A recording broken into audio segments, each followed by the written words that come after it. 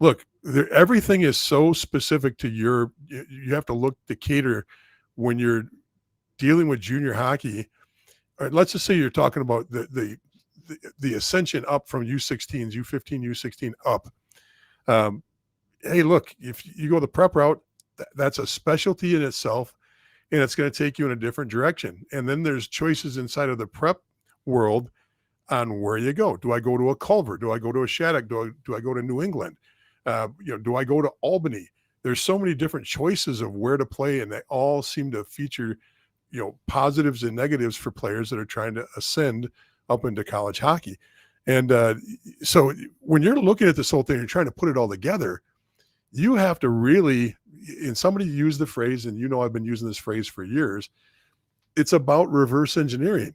You got to look at where you want to be and then back up and say, okay, from there, what was the step right before that? What was the step right before that? So if you're sitting at U15 and you're in Western Canada, or you're playing in Arizona, and you're like, what do I have to do? Where should I go next?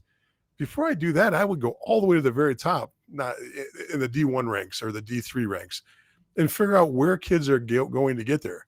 Do you have a favorite school or favorite college? Look at that favorite college and figure out where their roster came from.